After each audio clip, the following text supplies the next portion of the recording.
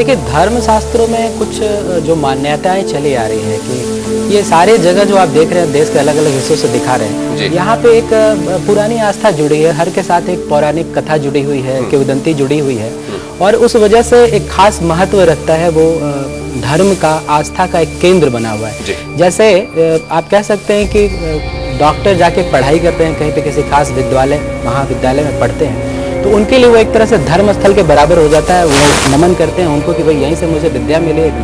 तो ये खास जो लोकेशंस है पूरे देश में, ये धार्मिक आस्था का एक केंद्र बिंदु है। अगर इसको आप साइंटिफिक तरीके से एनालिसिस करना चाहेंगे तो ये जितने लोग वहां पे जा करके ये ध्वनि नाद कर रहे हैं, कोई मंत्रोच्चार कर रहा है, कोई जप कर रहा है, तप कर रहा है, रोज वहां आरती होती है गंगा के किनारे, रोज घंटियां बनती है, शंखनाद होता है, तो क्या कर रहे हैं आप बेसिकली? वो एक सिर्फ धार्मिक कृत्य नहीं है, आप गलत फहमी में हैं। उस पर्टिकुलर प्लेस पे उन्होंने मैग्नेटिकली चीजों को चार्ज कर दिया है। वो एक ऐसा ऑरा वहां बन गया, एक ऐसा वातावरण बन गया है जो इलेक्ट्रिकली चार्ज है। तो कोई आदमी जब वहां पहुंचेगा ना तो उसे एक झटका महसूस होगा, टिपिकल टाइप का उसको चेंजेस मिलेगा।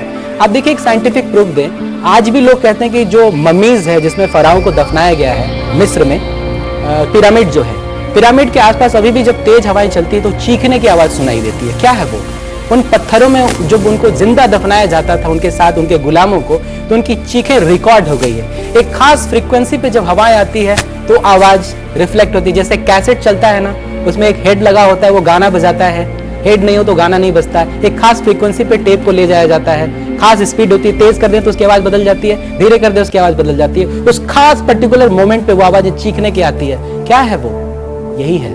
तो ये जो धर्म और धार्मिक स्थलों पे आप जाते हैं वो यूं ही ऐसी चीजें नहीं है। वहां रोज आरती होती है, रोज पूजा होती है, रोज पाठ होता है, रोज मंत्रोच्चार होता है, मैग्नेटिकली चार्ज है और आप वहां जाके स्टेरलाइज होते हैं। ऐसा नहीं है कि आपको कुछ नहीं होता, स्टेरलाइज होते हैं। अगर आपके अंदर कुछ विकृति है, अगर उस मंदिर में आप देखिए ना, कितना बड़ा क्रिमिनल क्यों नहीं हो, भगवान के मंदिर में जाके यूं नमन करता है, क्या खासियत है? वो गाली भी तो दे सकता है वहां खड़ा होकर, नहीं दे पाता है। उसका रीजन वही, क्योंकि वो मैग्नेटिकली चार्ज है, वहां उसकी मानसिक प्रवृत्ति में चेंज हो जाता है। विज्ञान इसका खोज करे ना। मैं तो बार बार कहता हूं कि भाई अगर मिथक है तो वो भी तो जांच करे, इसको जांच करके देखे इसमें क्या उनका। विद्वान तो समीर ये भी कहते हैं कि कुतर्कों के पीछे भागना नहीं चाहिए और अगर कोई कुतर्क में पड़ा हो तो उनको एक्सप्लेन भी नहीं करना चाहिए, जस्टिफाई भी नहीं करना चाहिए। चलिए इस चर्चा को यही फिलहाल रोकते हैं। दान पुण्य बहरहाल ये कहा जाता है